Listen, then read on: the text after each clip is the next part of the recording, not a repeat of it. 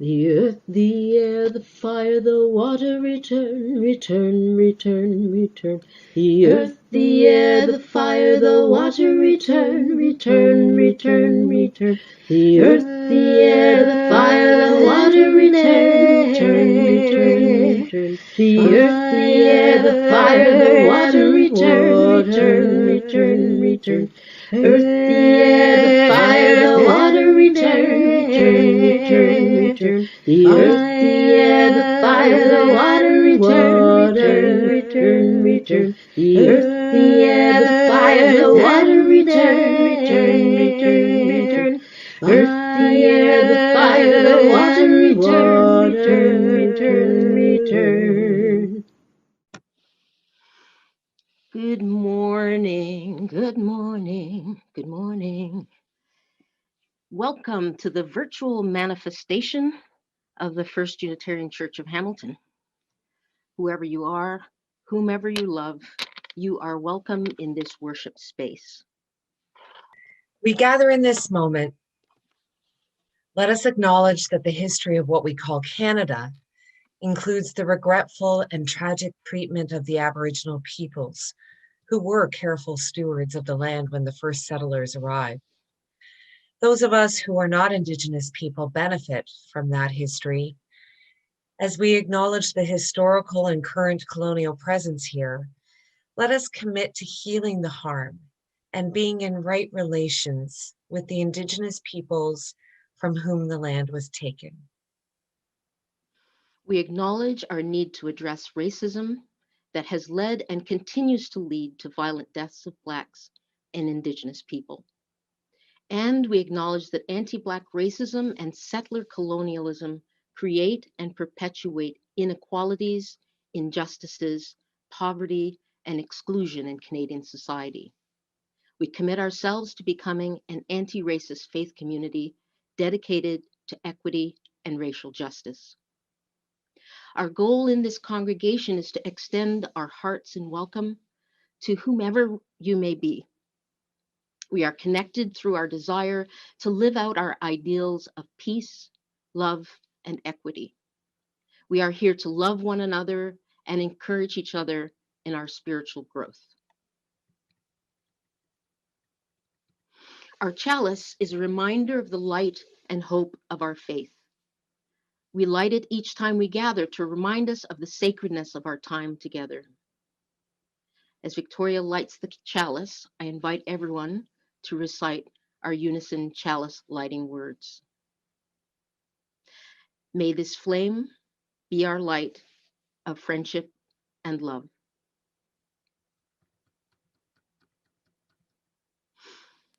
Our opening reading for today is one you've heard at least once before because it's become my favorite, and I used it in the service that I did a few weeks ago with Reverend Kirsten. So this is a poem entitled Remembering Tomorrow. It's written by Reverend Teresa Soto. Can we develop the skill of remembering the future? Can we commit to build the community that will extend into a time that we only know by memory because it will outlast us? Memorize the compass points of the day that are yet to come. The truth, the love, the fire, the endless yes on the horizon. Shake the scales from your imagination. Reach, stretch, rise. There is no more time for pretending. You can mourn, grief being more real at times than the promise of the sunrise, more real than the peace of the earth, the peace of the moon, that by inconstant silver turns, disappears, and yet, while we may mourn changes, losses, deceptions, and betrayals, beneath the ash we find the ember. We weep, and as we have learned from labor movements, we organize.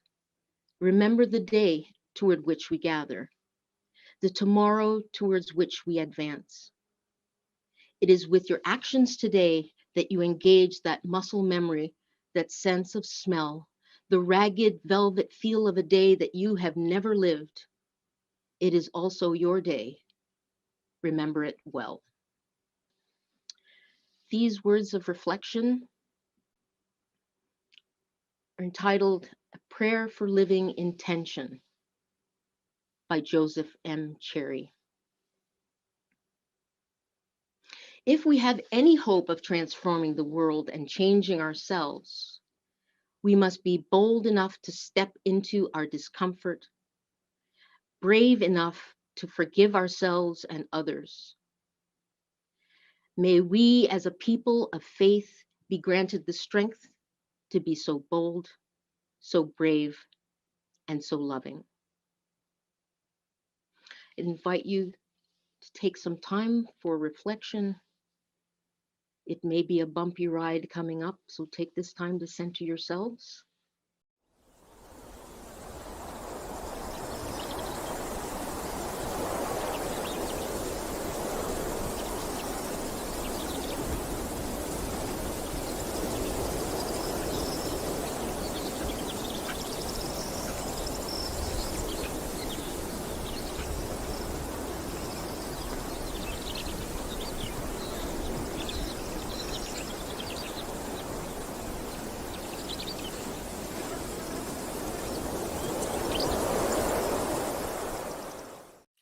Number 21, For the Beauty of the Earth.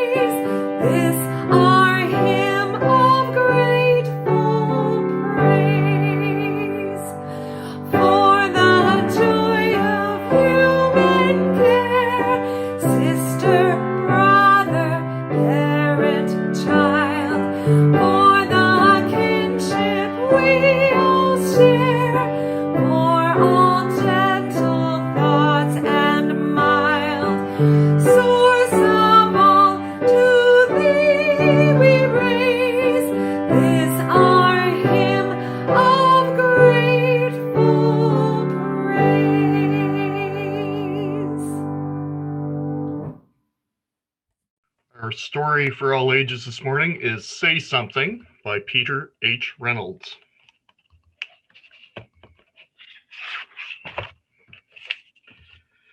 The world needs your voice. Mine? Yes, yours. Go ahead. It doesn't need to be perfect as long as it's from your heart. You don't have to be loud. Powerful words can be a whisper. You can say something in so many ways, with words, with action, with creativity.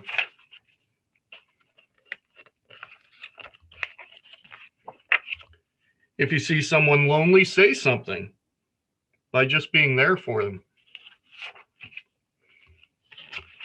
If you see an empty canvas, say something with your brush. If you see an empty lot, say something by planting a seed and watching it bloom. If you see someone being hurt, say something by being brave. Hey, stop. If you see something beautiful, say something with a poem. And if you have a brilliant idea, say something with confidence. Eureka! If you want to show the world who you are, say something with style. Ta-da! If you are angry, say something to help people understand. You made me feel invisible, and that really hurt. I'm really sorry. If you see an injustice, say something peacefully and inspire others to do the same.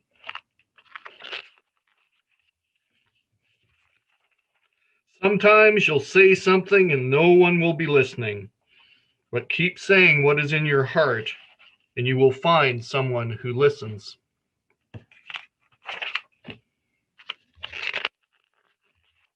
Keep saying it, and you may be surprised to find the whole world listening. If you are grateful for being alive, quietly say something to the stars and to the universe. And some people find it easier to say something than others, but everyone has something to say. So when you're ready, say something. That's the end of our story this morning. Sheila Van Lutsen has written a little play called Climate Conversations, and Rachel and I are going to read a few sections from that play for you today.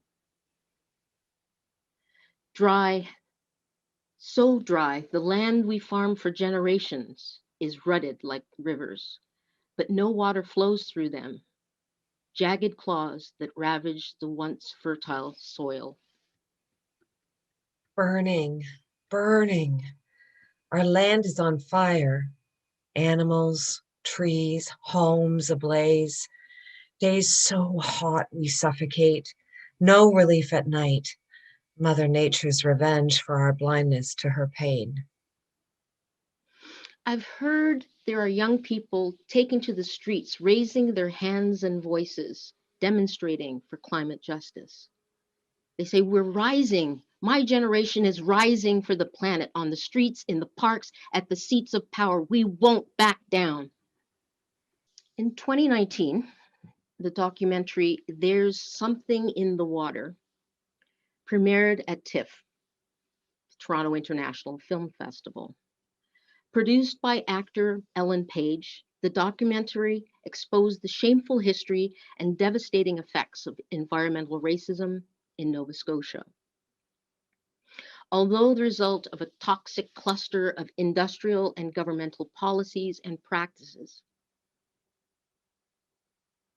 few white Nova Scotians knew anything of this.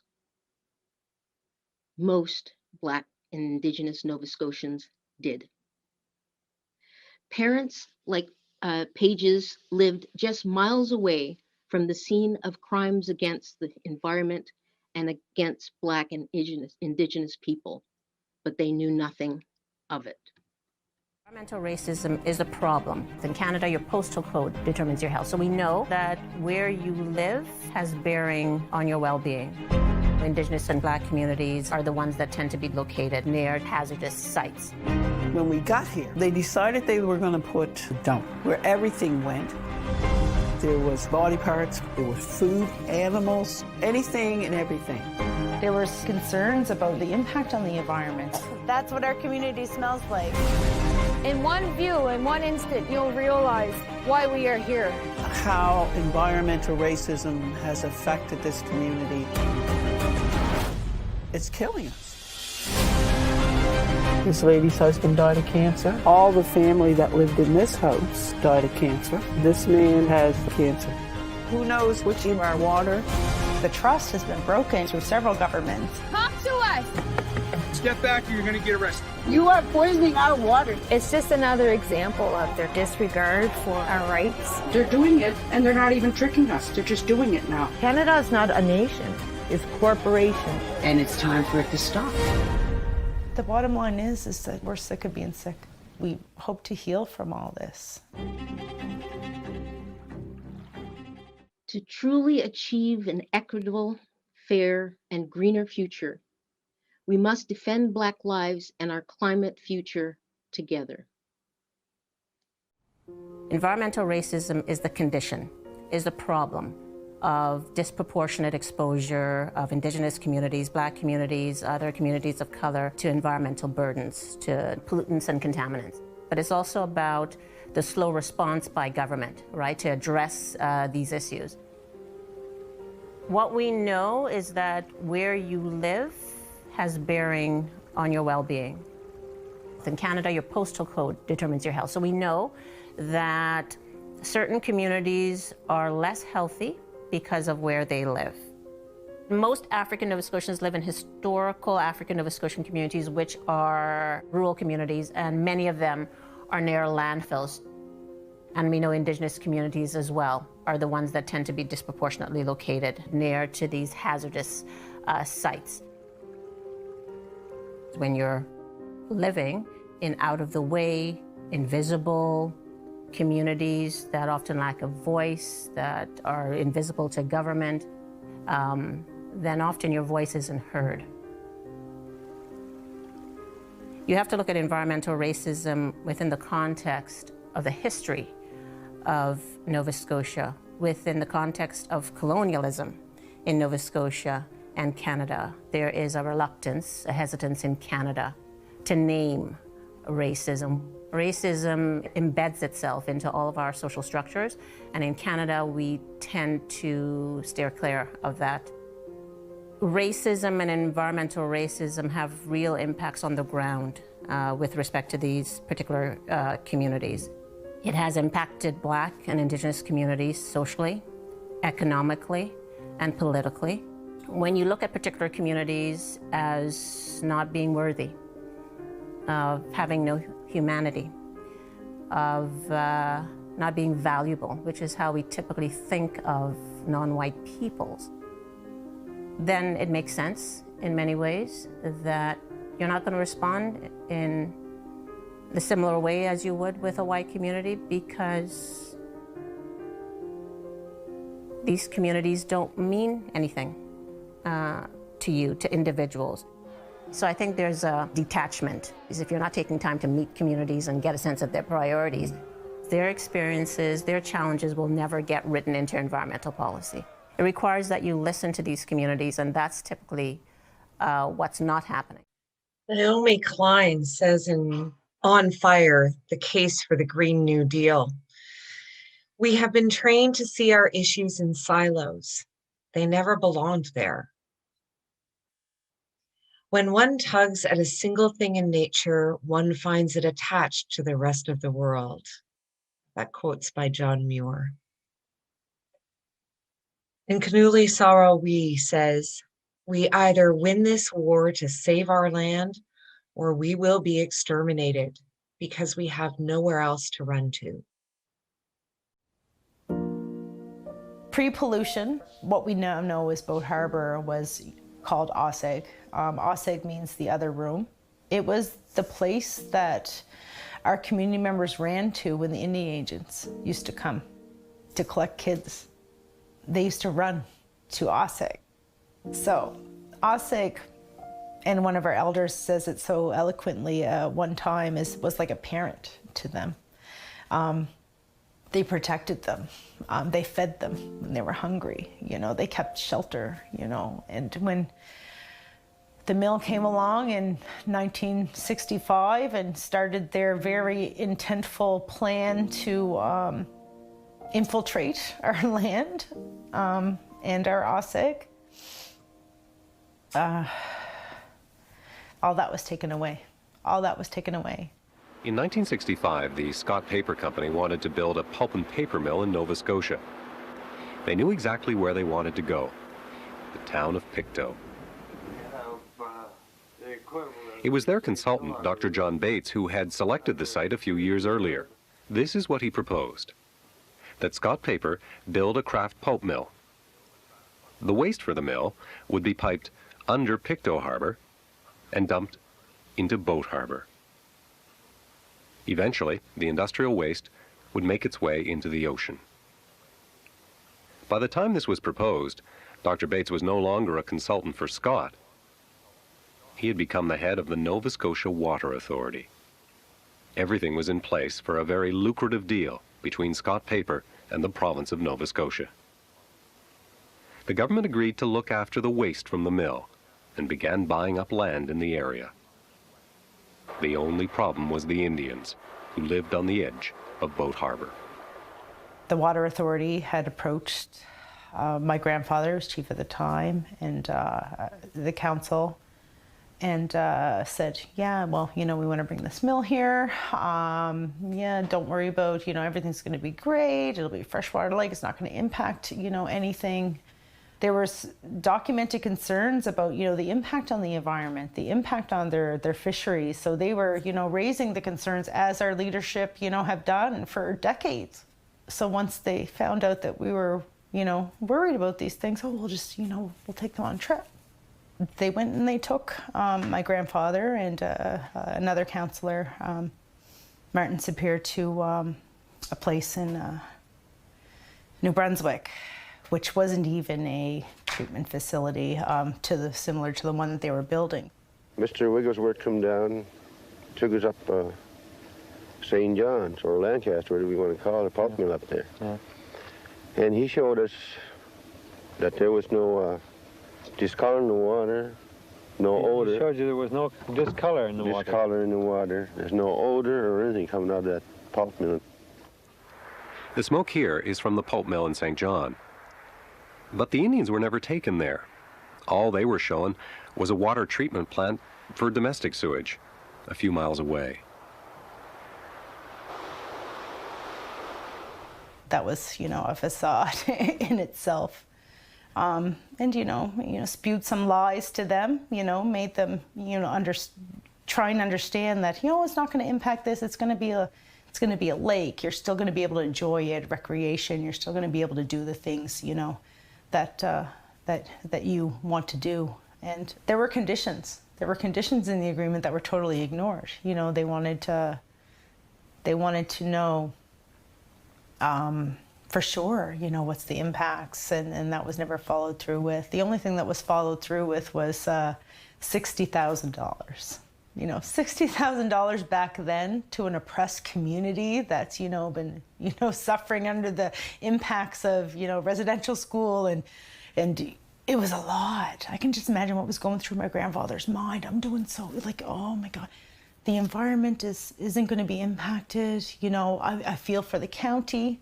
I feel for, I'm helping. Nothing bad is going to come out of this. My grandfather, right there in New Brunswick, along with Martin Sapir, signed on a piece of paper. A piece of paper, right then and there, they had him. We abuse the land because we regard it as a commodity belonging to us. When we see land as a community to which we belong, then we may begin to use it with love and respect. Aldo Leopold.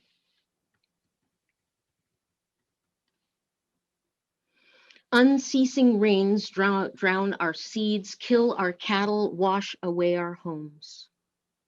We prayed for rain in the dry days, but not these fierce floods. Stay or flee, such heartbreaking choices. Birds float above the flames, but below, koalas and kangaroos flee the flames on foot. Few survive, millions perish. Yet we burn coal, and Mother Nature sends us a fiery reckoning. And children say, we're skipping school to rally for change. Fridays for future. What future? Too hot to handle our warming world. But we'll keep marching, keep rallying for our own lives. We won't back down, for remaining silent when a single voice would have made a difference. For each time that our fears have made us rigid and inaccessible. For each time that we have struck out in anger without just cause.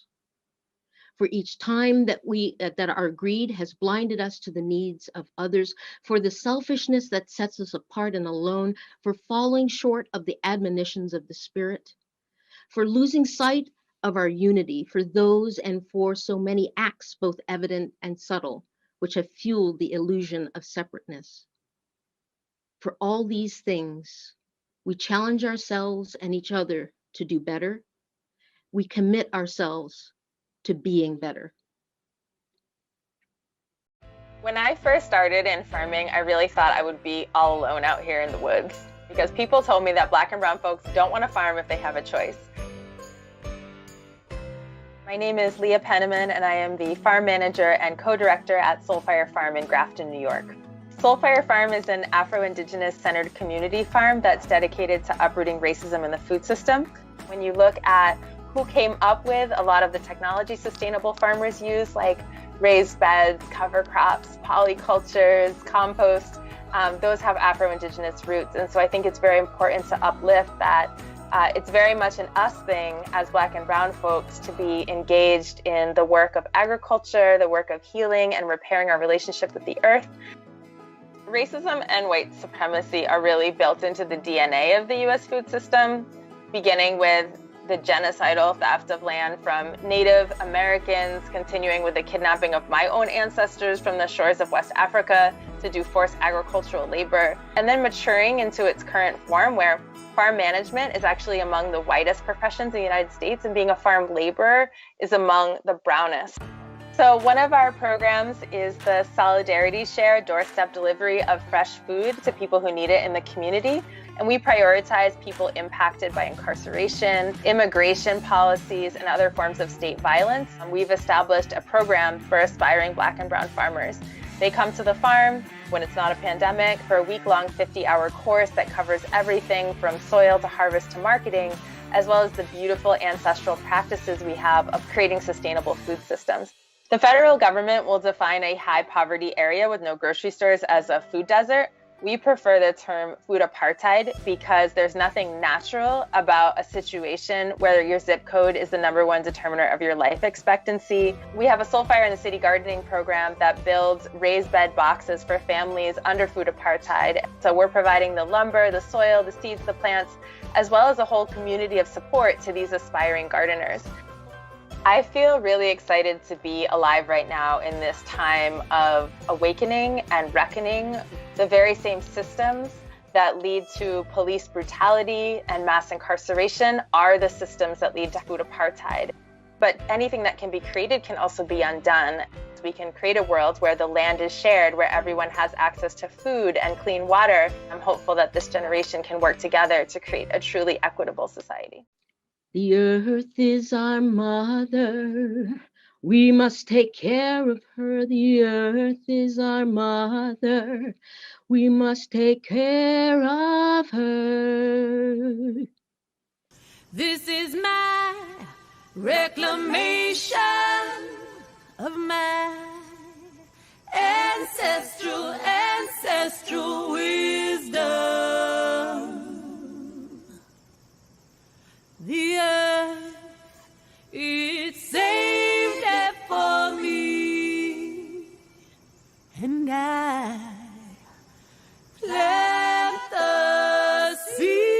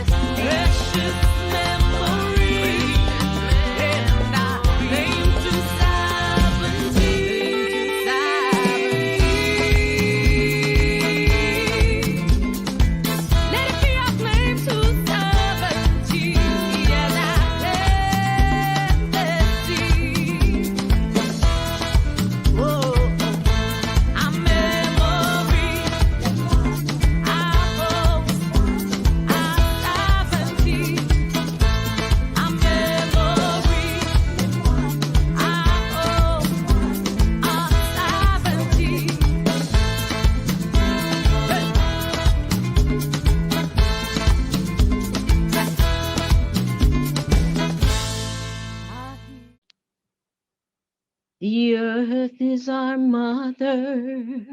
We must take care of her. The earth is our mother. We must take care of her. We extinguish the flame, but carry the fire of commitment with us.